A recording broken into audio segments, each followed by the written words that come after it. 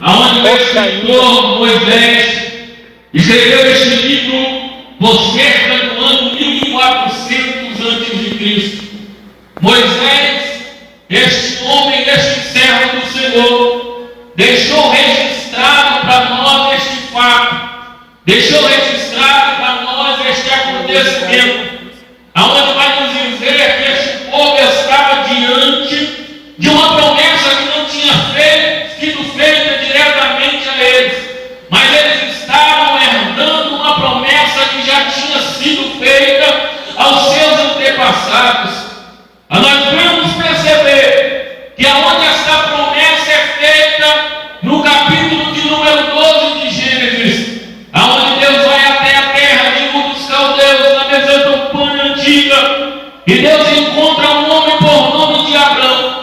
E quando Deus o encontra, a Bíblia vai nos dizer que Deus o chama para um particular. Quando Deus chama este homem Abrão para uma conversa, Deus lhe faz uma proposta e fala: olha, sai do meio da tua terra, do meio da tua família, do meio da tua parentela, e vai para uma terra que eu te mostrarei. Vai para um lugar onde você aos olhos não está vendo, mas a sua geração vai tomar posse, porque a minha palavra não pode ser impedida, a minha palavra não pode ser interrompida, e o que eu falo acontece, porque eu sou o Senhor que é para sempre.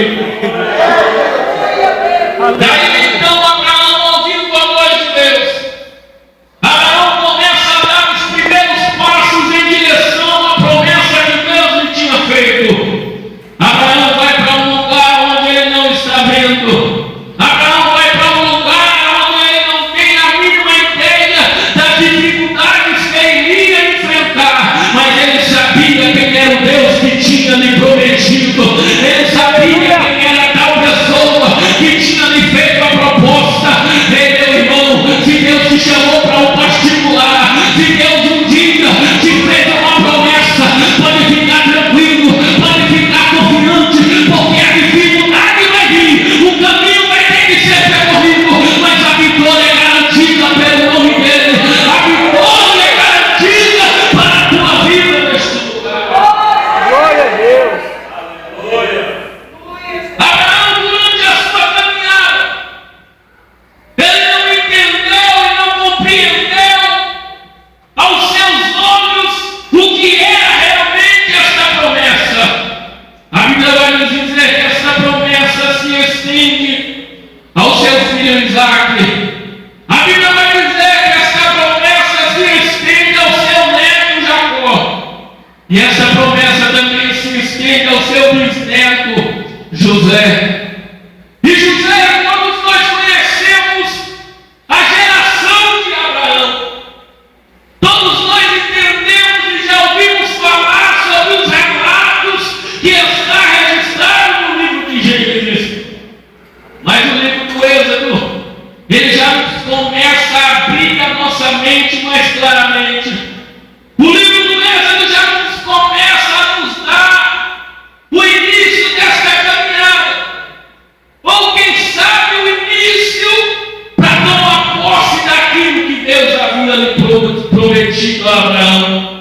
Quando chegamos no livro do Êxodo, no capítulo de número 1, o escritor vai dizer que José já havia morto, já era morto, e entrou naquela época no Egito um faraó, um rei, que não conhecia a fama e nem as obras que José produziu no Egito. A Bíblia vai nos dizer que ele percebe que o povo hebreu estava crescendo. Ele percebe que as mulheres hebreias concediam muitos filhos, ou seja, dava luz a meninos e não poucas meninas e muitos meninos. E naquela época, homem era símbolo de força. Naquela época, homem era símbolo de um grande exército, que quando tinha as guerras, o exército que tinha a quantidade maior de homens provavelmente vencia. E Faraó, quando tem uma estratégia, ele percebe que aquele povo se multiplicava. A Bíblia vai falar que aquele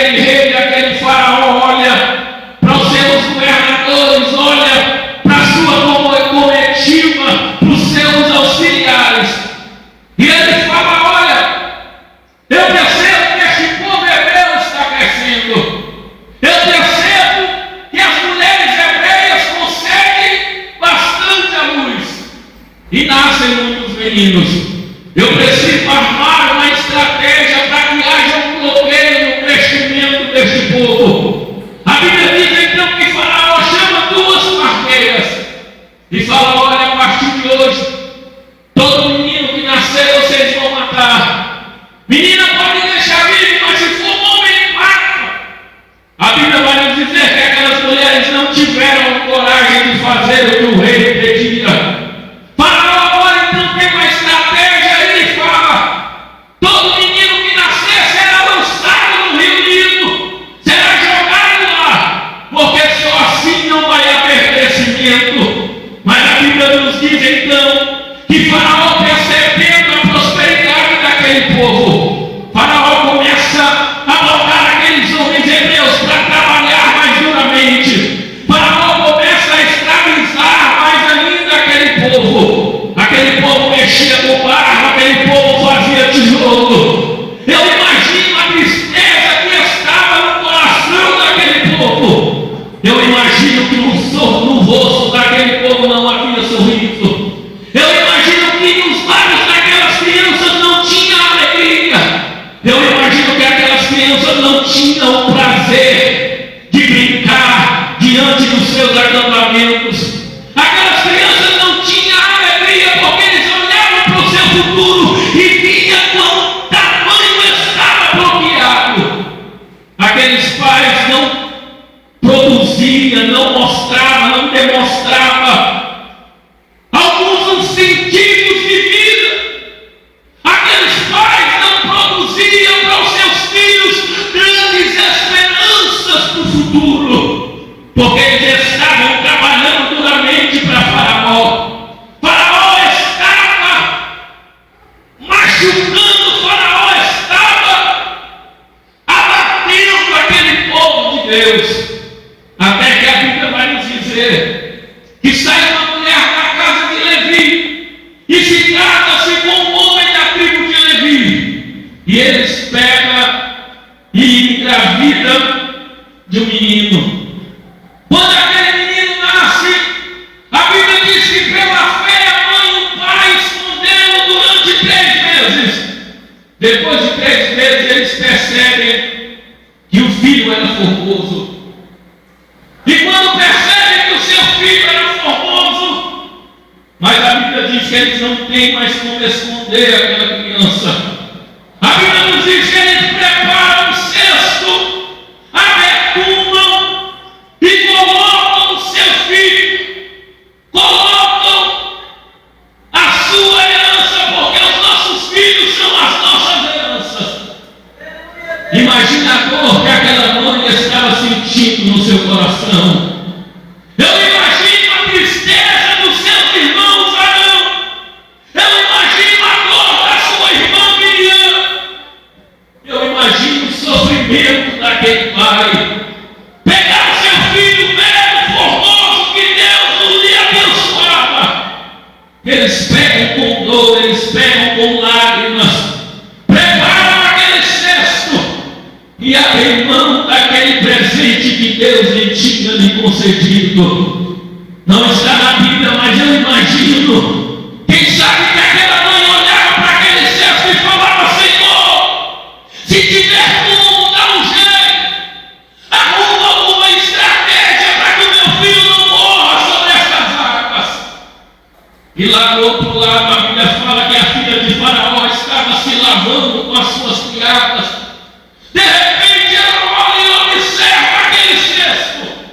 Quando ela observa e olha aquele cesto, elas correm, pegam, e quando pegam, percebem que é uma criança formosa. Quando pega, a filha de Faraó olha e fala: que coisa linda, vamos armar um meio para que alguém cuide dessa criança. Alguém olha para ela e tem uma ideia: olha, as mulheres hebreias estão dando filhos, está nascendo filhos bastante. Vamos à procura de alguma delas para que cuide dessa criança para nós. A Bíblia fala que pegam aquela criança e leva justamente no acampamento da própria mãe daquele menino. Olha para ela e fala: eu estou trazendo aqui essa criança, amando da filha do rei, amando da filha de Faraó, para que você o amamente, para que você o cuida. E tem mais,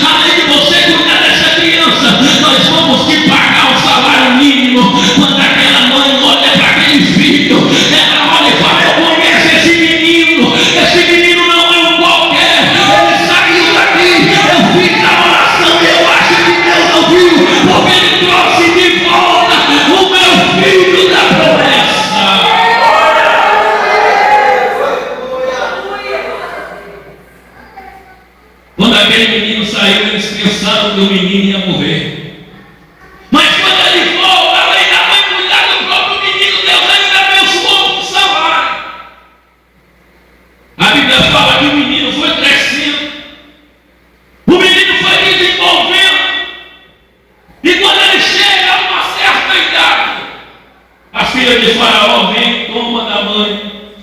E fala o nome dele, vai ser Moisés, porque das águas o tirei.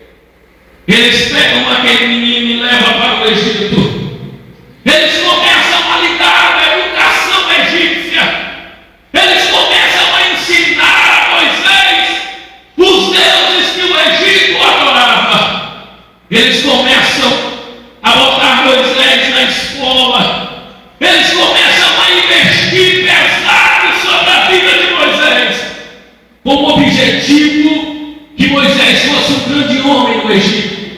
Quem sabe Moisés seria o faraó, mas a Bíblia continua dizendo que o povo está trabalhando com dura servidão. E o povo estava clamando ao Senhor.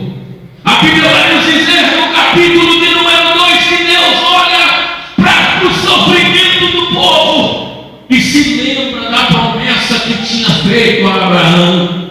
Deus olha para a dureza, para a agonia da alma daquele povo e se lembra da sua promessa para com seus pais.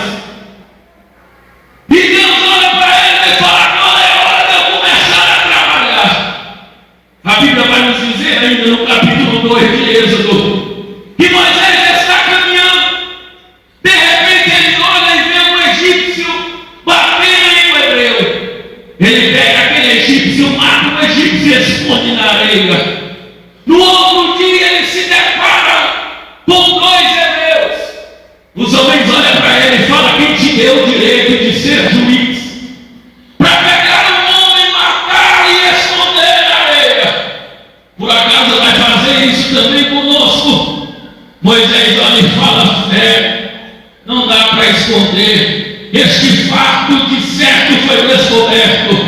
Moisés percebe que Faraó iria procurá-lo para matar. A Bíblia fala que Moisés foge para o deserto. Moisés passa vários anos no deserto, até que no capítulo de número 3, a Bíblia vai nos dizer que Deus se revela a Moisés no meio de uma sarça, onde essa sarça estava pegando fogo e não se consumia. Moisés já estava durante vários anos no deserto. E eu tenho certeza que Moisés imaginava que um dia Deus aparecia para ele para falar com ele. Mas eu tenho certeza que Moisés nunca imaginava que seria no meio da sarça. Sarça é uma planta que dá no deserto, aonde ela nasce vários espinhos, aonde é uma planta que ninguém espera dela o fruto. Aonde é uma planta que o povo olha no deserto e não valoriza. Aonde menos Moisés espera, Deus se revela a ele. Ei, meu irmão, da onde você menos espera, Deus vai se revelar a você nessa noite. Da onde você menos imagina, é aí que Deus opera. Talvez o povo olha, talvez alguém olha para você e fala: esse aí é um derrotado, esse aí não vai chegar muito longe, esse aí vai ter um futuro destruído, esse aí não vai muito longe. Talvez quem olhou para a tua família falou: essa família é de derrotado, essa família não tem valor. É no meio dessa que Deus se manifesta, é no meio dessa que Deus pega para usar.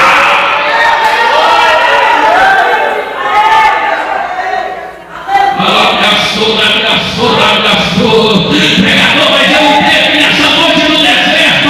Eu olho para um lado, eu olho para o outro e não vejo nada. É assim, quando você não vê ninguém, que Deus se revela. Quando você não vê nada, é que Deus faz acontecer.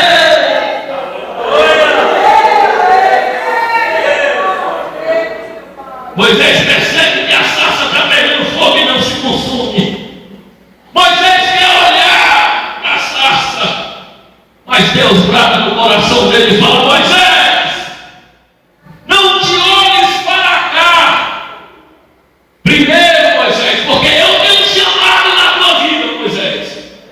Mas para o chamado acontecer, antes de você olhar para mim, tira a sandália que está sobre os teus pés, porque o lugar que tu estás pisando é santo. Moisés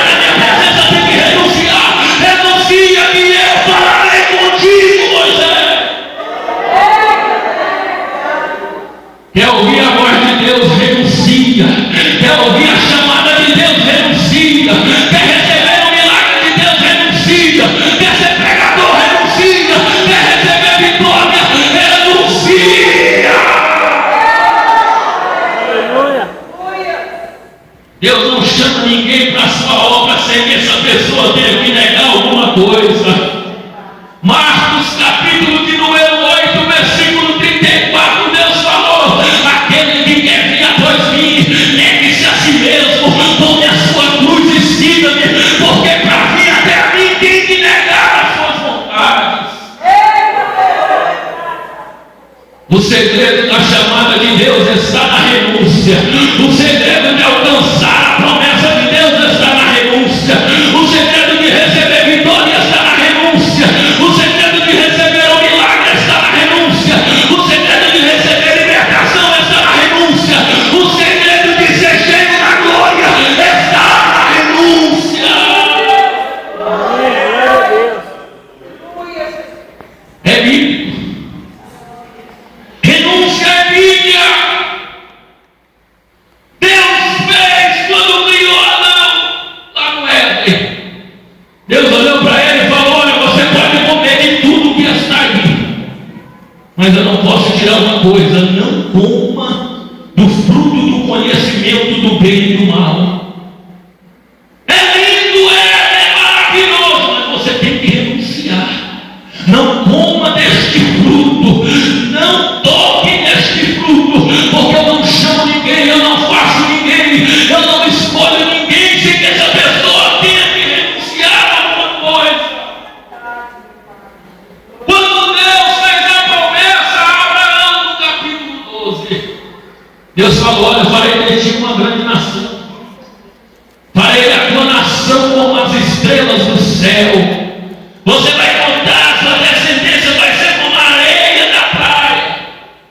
Abraão olha e fala: que promessa linda, mas aí Deus fala: sai da tua parentela, abre mão da tua terra, abre mão da tua descendência, abre mão, porque a tua família é uma família corrompida, a negociação da tua família é um povo que mexe com idolatria, é um povo que mexe com imagem. Abra mão disso, Abraão, porque eu sou um Deus que você não pode ver, mas quando você vai da minha vontade, você me sente. Eu sou um Deus que se revela. Sai da tua parentela. E depois Deus olhou para Abraão e falou: me dá o teu único filho, Abraão.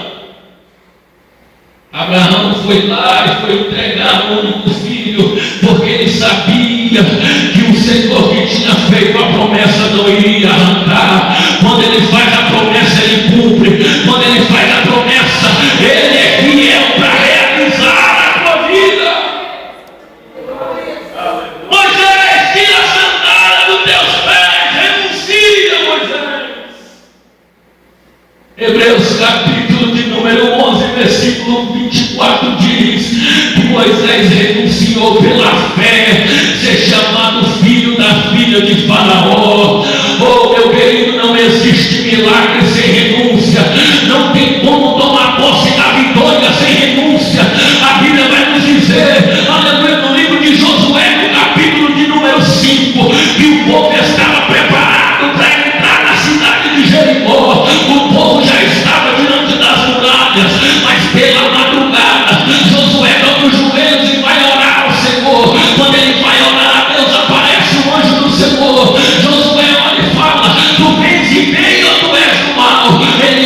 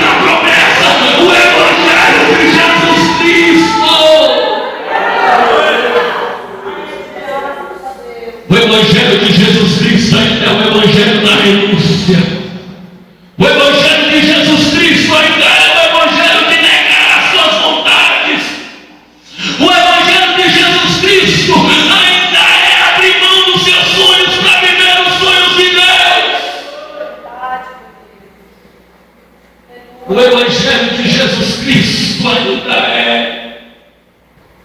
Larga os seus projetos e viva os projetos de Deus. O Evangelho de Jesus Cristo é mais sério do que a gente imagina. O Evangelho de Jesus Cristo é aquele lá da mentira que lá vivendo uma vida de santidade. O Evangelho de Jesus Cristo é aquele compra e paga. O Evangelho de Jesus Cristo é aquele de levar uma vida reta, de levar uma vida santa diante de Deus.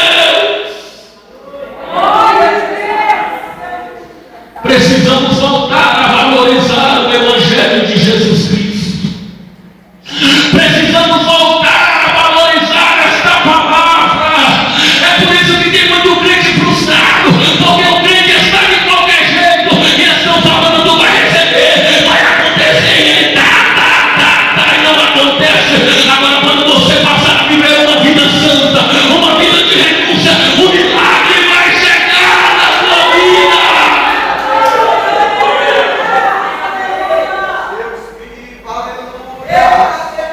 O povo passou 40 anos andando em círculo, porque estavam completamente perdidos. Era só Moisés subir para o monte para falar com Deus que eles faziam bezerro de ouro para adorar.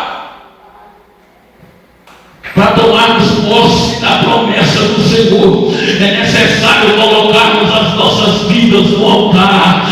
A partir de hoje, sair daqui diferente. Falar aquilo que eu fazia, eu não vou fazer mais. Se eu me amassava no namoro, eu não vou fazer mais. Se eu comprava e não pagava, eu não vou fazer mais. Se eu tinha o hábito de mentir, eu não vou mentir mais. Se eu tinha o hábito de enganar, eu não vou enganar. Porque o meu Deus é o dono da verdade. O meu Deus é o Senhor da vitória para as nossas vidas. Renúncia. Tira, Moisés, da sandália dos teus pés. Arranca toda a força do Egito que ainda está em você.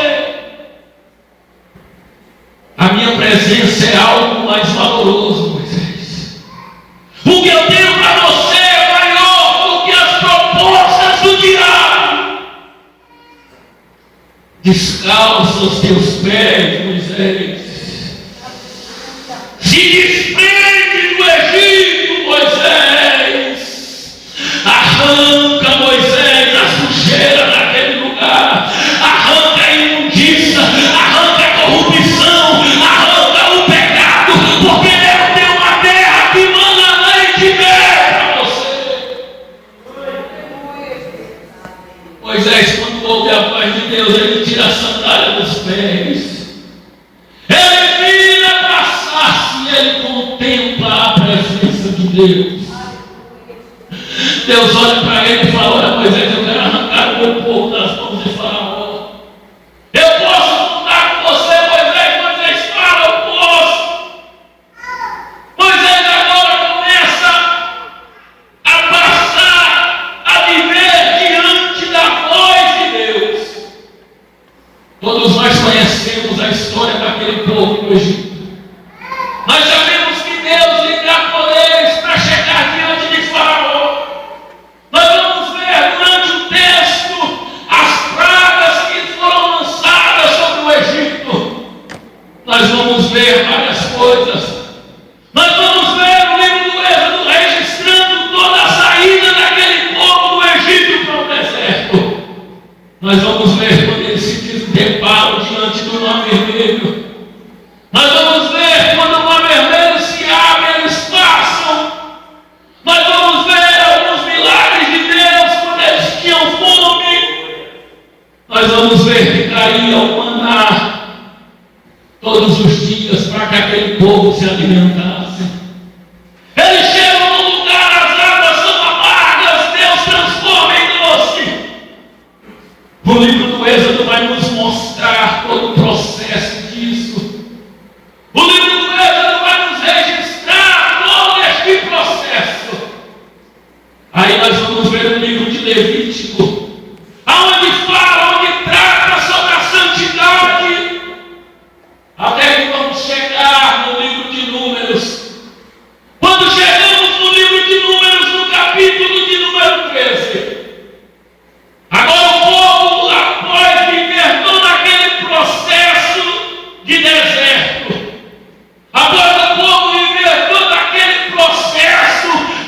dificuldade,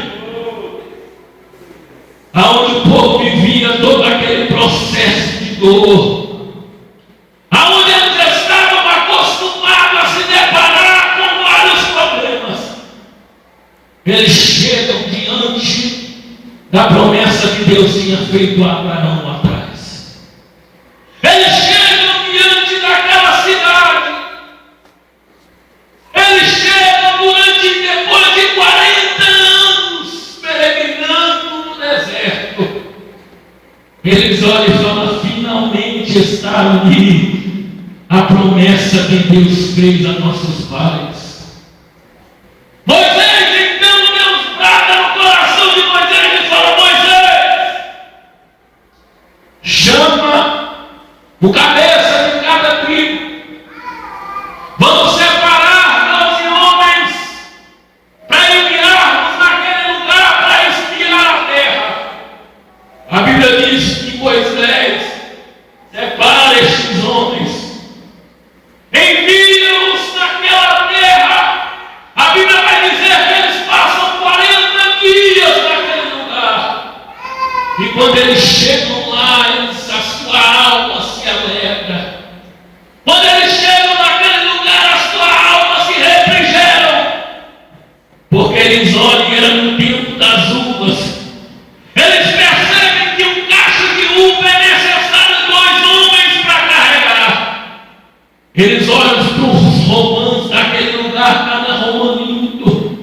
Eles olham para o figo e observam e falam: que figo maravilhoso este lugar, mana leite e mel, que promessa poderosa. Mas de repente, quando eles olham mais adiante, além desses benefícios que havia naquele lugar, eles se deparam com alguns homens. E quando eles veem uma geração de gigantes, a ponto que fala que eles diante dos gigantes eram como gafanhotos, eram pequeninos. E quando olha, vê gigantes naquele lugar, a alegria que estava, o sorriso que estava nos olhos, lábios, agora são esquecidos. O prazer de degustar a uva daquele lugar vai embora. A sua boca seca, a sua língua amarga. Porque quando eles olham, eles se impressionam com o tamanho daqueles homens. Após 40 dias, a Bíblia vai nos dizer que eles retornam a Moisés. Quando eles vão, eles levam os frutos daquele lugar. Quando eles chegam, ele fala: Moisés, olha aqui, realmente a terra mana leite e mel, realmente a promessa é verdadeira, o lugar é abençoado, mas lá tem um problema: é habitada por gigantes, é habitada por homens grandes, que nós, aos olhos deles, somos como gafanhotos. E o povo olha e começa a murmurar diante de Moisés. O povo começa a reclamar, porque tem gente que pensa que a promessa é fácil. Tem gente que pensa que Deus faz a promessa e vai acontecer. Tem gente que Deus promete, ele prepara uma cadeira, uma água de coco e fica esperando. Tem gente que pensa: não, Deus prometeu, então não vai acontecer. Eu posso ficar aqui tranquilo, eu não tenho nada a pagar, a promessa foi dele. Só existe conquistar a promessa depois de muita batalha. Só se pode conquistar a vitória depois de muita peleja. Olha, tem gigantes, tem homens que nós não conseguiremos vencer. Mas aí agora se manifesta a diferença de alguém que está firme na promessa de Jesus Cristo. A Bíblia fala que quando Caleb ouve aquilo, Moisés se prostra em choro. Caleb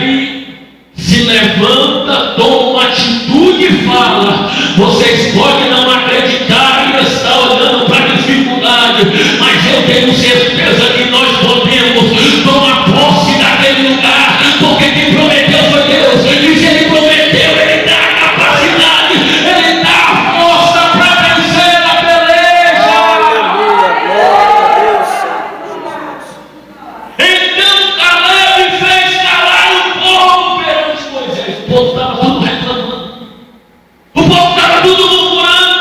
Mas quando um grande homem de Deus toma uma atitude, as coisas mudam. Até que tomou uma atitude e se levantou. O povo olhou, acabou a boca, ficou tudo assustado. Aí Caleb disse: subamos animosamente e possuamos-la em herança, porque certamente prevaleceremos contra ela. A palavra prevalecer, sabe o que ela quer dizer? A palavra prevalecer quer dizer tenho força. Ela estava dizendo: nós somos pequeninos, mas nós temos força. A palavra prevalecer quer dizer, aleluia, um homem resistente. Caleb estava dizendo: olha, nós somos pequeninos, mas vamos prevalecer, porque a palavra prevalecer quer dizer ser capaz.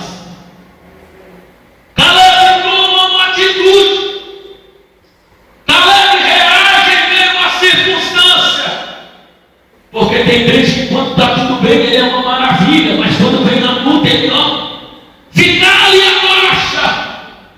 Mas quem toma uma atitude diante da adversidade alcança o milagre mais rápido. Quem toma uma atitude diante dos problemas recebe a vitória mais rápida. Quem toma uma atitude diante da circunstância, o milagre acontece na vida dele. Aleluia. É necessário tomarmos atitude para recebermos a herança que Deus tem para nós. Tem muita gente que está na prova, é porque ainda não chegou o tempo dele, mas tem outros, é porque quer. Mas Deus está dizendo: toma uma atitude diferente nessa noite, que eu vou agir ao teu favor. Tome uma atitude, não deixa o povo murmurar, não deixa o diabo abalar a tua fé, não deixa o diabo te esmorecer. A promessa de Deus tem que falar mais alto. Tome uma atitude nessa noite e tome posse da vitória para a tua vida. Tudo que Deus quer que você tome uma atitude nessa noite. Deus te trouxe aqui para te alertar. Tome uma atitude. Não aceite. Não aceite este momento. Não aceite o povo te desanimar. Não aceite o diabo cantar de galo na tua casa. Tome uma atitude. Não aceite essa situação que tu estás vivendo. Tome uma atitude nessa noite para receber o milagre. É interessante. Tudo Deus fala de atitude. Você pode perceber no livro de Gênesis, no capítulo de número 3. A Bíblia vai dizer que Adão desobedeceu a Deus e comeu do fruto. Adão, então, quando come do fruto, ele percebe que está nu. A Bíblia diz que ele corre, se esconde atrás das árvores, porque Deus tinha um pacto com ele. Deus todas as tardes ia passear com Adão pelo jardim. E nesse dia Deus chega naquele lugar e percebe que Adão não está à sua espera. Deus olha e não percebe que Adão está com um sorriso, o esperando de braços abertos. Deus olha e não encontra Adão. Agora todos nós sabemos que Deus é onipresente, onipotente, onisciente e eterno. Você acha que Deus não sabia que Adão tinha pecado? Você acha que Deus não sabia que Adão tinha comido do fruto que ele falou para não comer? É claro que ele sabia. Mas quando Deus chega na tarde no jardim, ele dá um de quem não sabe nada. Porque a Bíblia vai dizer, no versículo de número 9, no capítulo 3 de Gênesis, que Deus faz uma pergunta: onde estás, Adão? E no final tem um sinal de interrogação. Ou seja, Deus estava ali fazendo uma pergunta: onde estás, Adão? Deus poderia muito bem chegar e falar: Adão, sai daí de trás, vem cá. Ó, você fez isso, e a recompensa vai ser assim, assim, o seu castigo vai ser esse. Deus poderia ter feito isso. Mas por que Deus não fez? Porque Porque Deus estava esperando uma atitude dele. Aonde estás? Quando Deus falou, onde estás? Aí Adão tomou uma atitude e falou, eu estou aqui atrás, Senhor. É que eu estava aí comendo o fruto que tu falou para não comer. Percebi que eu estava nu e me escondi ali. Deus olhou para ele, matou o cordeiro, pegou o sangue, pegou a pele do cordeiro e fez uma roupa para ele. Ei, meu irmão, não pensa que está tudo bem. Não faça as coisas e tente se esconder. Tome uma atitude porque ainda tem misericórdia. Tome uma atitude porque ainda tem perdão de Deus. Aleluia. Errar não é o problema maior. Errar não é o grande problema. O problema é querer se esconder. O problema é querer ficar escondido. Se o salmista diz, para onde eu me esconderei de ti? Em cima do monte tu estás me vendo. Se eu entrar para debaixo da terra, tu estás me vendo. Não tem como se esconder dos olhos de Deus. Aleluia. Errar não é o grande problema, como eu falei. O segredo é tomar uma atitude. O segredo é tomar uma atitude. Chega de ser crente preguiçoso. Chega de ser crente acomodado. Saia do lugar essa noite. É a noite da sua promessa. É a noite do milagre. Quem acredita, levante a mão e adore. Aleluia, Jeová. Exaltado é teu nome, Jesus. Eu creio, Pai. Tem que ser esperto. Tem que ser inteligente. A Bíblia fala no livro de Marcos, no capítulo 10. Jesus estava passando. Havia um moço cego de nascença. Começou a clamar dizendo, Jesus, filho de Davi, tem misericórdia de mim. Ele estava prostrado à beira do caminho. Alguém olhou para ele e falou, ei, cego, cala a boca, porque o mestre não vai te ouvir. Mas a Bíblia diz que ele continuou clamando, dizendo, Jesus, filho de Davi, tem misericórdia de mim. Jesus, filho de Davi, tem misericórdia. E Jesus ouviu o clamor dele. Olhou para o discípulo e falou, olha, fala no céu e fala que eu estou chamando. O cara chegou e falou, ei, Jesus está te chamando, você sabe o que o cego fez? Você pensa que o cego continuou prostrado esperando Jesus vir até ele?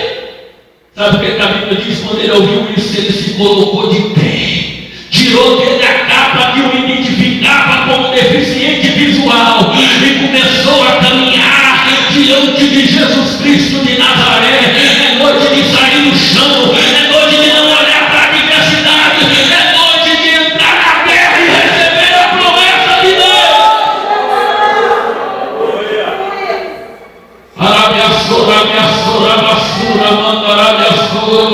Toma posse da promessa nessa noite. Toma atitude do milagre. Toma atitude nessa noite. Toma atitude e receba a tua vitória. Aleluia. É igual crente desempregado. Eu quero arrumar um emprego. Traz a carteira de trabalho, mas nunca fez um currículo para entregar. Está esperando o padrão vir na porta dele, bater, olha, estou precisando de um funcionário. Toma atitude, vai lá, faz um currículo, vai entregar, que Deus vai abrir as portas. Deus concretiza a promessa, concretiza, mas o que tu pode fazer, Ele deixa para você. O que tu pode fazer, Ele deixa para você tomar atitude e fazer. Capítulo de número 11 de João, ele chega diante do túmulo de Lázaro, do sepulcro, e fala, Lázaro, sai para fora. Ele poderia muito bem ir lá, remover a pedra, pegar na mão de Lázaro e falar, vem, Lázaro, eu vou te ajudar a levantar a mão. Ele falou, sai para fora, toma atitude, Lázaro, sai daí de dentro, vem tomar posse do milagre, vem tomar posse da vitória. É necessário tomarmos uma atitude em meio a circunstâncias difíceis. É necessário tomarmos uma atitude e não aceitar esta vida de dificuldade, mas sim nos prepararmos para uma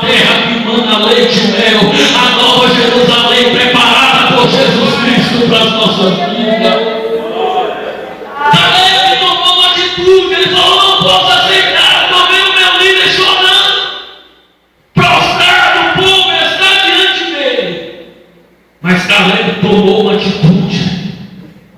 Ele falou: aqui não, meu amigo. Vocês 10, os 10 aí podem estar olhando para a dificuldade, mas eu tenho uma visão diferente. Eu tenho uma visão, não é nos gigantes, a minha visão está na uva, a minha visão está no figo, a minha visão está no mel, a minha visão está no leite. Eu estou olhando para a vitória, eu estou olhando para o que tem de bom. Porque tem crentes que só olham para a dificuldade. Ele só vê os problemas diante dele e esquece do que Deus já fez na vida dele. Ele só consegue ver diante dos olhos dele nos momentos difíceis. É interessante, 1 Samuel capítulo 17. Eles estão na guerra e havia um filisteu por nome de Golias que estava afrontando o exército de Deus. Jessé pede para o seu filho caçula Davi e levar marmita para os seus irmãos que estão na peleja. Quando Davi vai, ele chega diante dos seus irmãos e percebe que estão todos amedrontados. Estão todos com medo. Davi olha para eles e fala: o que foi que vocês estão com medo? Eles respondem: Davi, é porque lá do outro lado tem um homem, Golias, um filisteu gigante que está nos afrontando e nós não temos força para vencê-lo. Aí o que me chama a atenção na vida de Davi é que Davi não pergunta qual era o tamanho exato daquele homem. Davi olha para eles e fala assim: o que o rei vai dar ao homem que venceste de vocês? Davi não olhou para a dificuldade que ia vir diante dele. Ele olhou para a recompensa. O que o rei vai dar para o homem que vencer? Aí eles olharam e falaram: o rei vai dar a filha dele para casar e ainda vai ajudar financeiramente. Quem olha para a vitória alcança mais rápido. Quem olha para a vitória não sente medo. Quem olha para a vitória não fica acanhado. Quem olha para a vitória não fica entristecido. Quem olha para a vitória só tem uma certeza: em nome de Jesus eu vou conquistar. Em nome de Jesus eu vou conquistar. Aleluia! Glória a Deus! Olha para a vitória. Nós devemos olhar para o milagre que Deus vai fazer. Caleb, olha, vocês estão olhando para os gigantes, mas eu estou olhando para a recompensa. E eu vou lá. E Josué do lado dele, eu vou também. Eu vou lá e nós vamos vencer para a glória de Deus. Se coloca no pé nessa noite.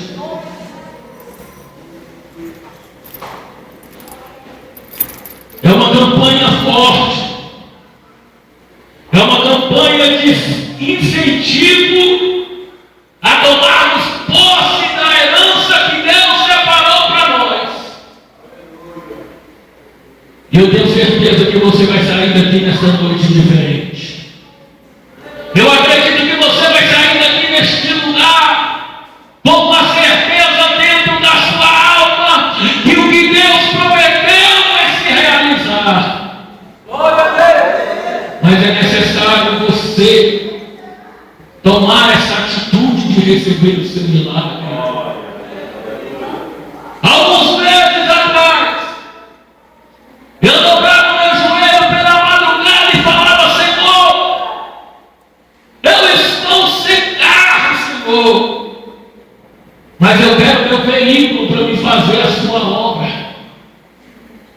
Orava, minha esposa orava do outro lado, com criança para ir para a igreja, longe, a pé. E eu falava: Senhor, eu quero tomar posse, porque isso já é promessa para a minha vida. Certa feita, eu dei consagração pela manhã, aquela consagração foi só para mim. A dirigente da consagração olhou para mim e falou: olha, um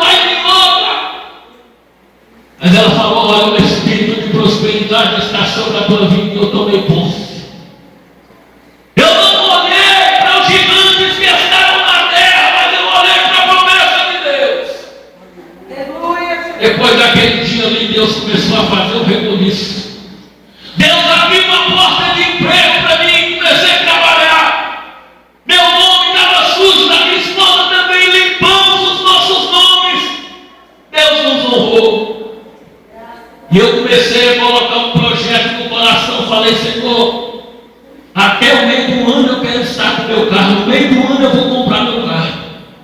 Meus irmãos chegaram e falaram: não vai comprar o carro, eu vou comprar no meio do ano. Mas certo dia meu irmão chegou e falou: vamos lá na concessionária, eu quero ver o carro para mim. Peguei minha esposa, fui juntamente com a esposa dele e fomos lá. Chegou lá, eu comecei a olhar aqueles cachos de uva lindos. Comecei a olhar aqueles figos formosos. Comecei a olhar aqueles romãos. Falei: Jesus, que coisa linda. O vendedor, o marido da minha prima, falou: e aí, vamos botar os documentos para entrar na terra? Eu estou aqui, vamos botar o negócio. Pegamos os documentos, colocamos. Falou: agora é só esperar a resposta do banco. Ô, semana difícil, irmão. Ô, semana complicada. Esperar a ligação ligada para o homem aí. Estamos esperando a resposta aqui. Tentei um, não foi, vamos tentar um outro. Até que de tanto tentar, depois de uma semana ele ligou e falou: olha, está aprovado aqui. Traz isso, e vem escolher a uva. Fui lá.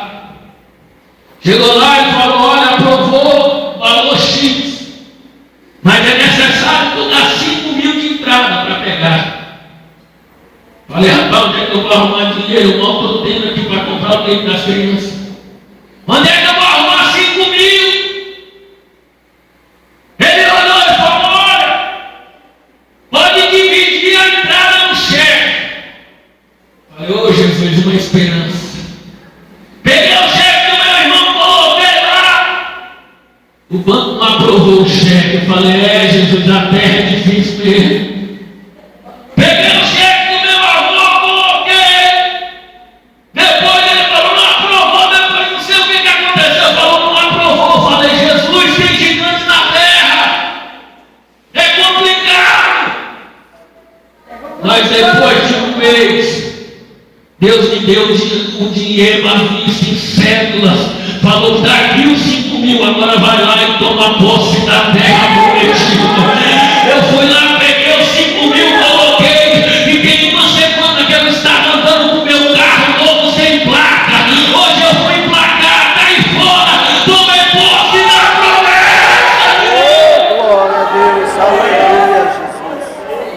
Glória a Deus, aleluia, Jesus. Minha sogra, mandarai. A terra está diante de você. Tem alguns gigantes, mas nós vamos vencer para a glória de Deus. A vitória vai chegar, o milagre vai acontecer. A terra é sua, a promessa é sua.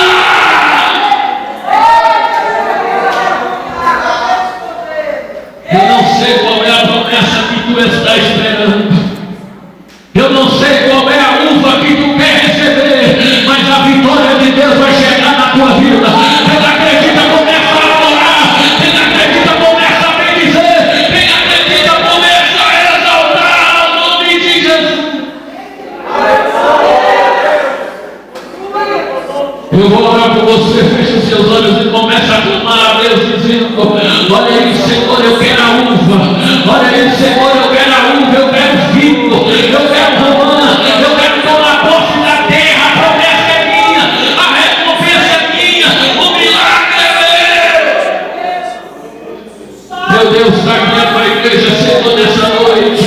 Está aqui o teu povo, Senhor, neste lugar. Meu Pai querido, eu quero profetizar que esta noite é a noite da promessa. Esta noite, Senhor, é a noite da recompensa. Nós vamos tomar posse. Nós vamos tomar posse. Toma posse agora. Toma posse agora. Receba a tua vitória. Receba a tua vitória. Receba a tua vitória. Receba o teu milagre para a glória de Deus. Em nome de Jesus, eu agradeço a oportunidade de você aplaudir o nome do Senhor.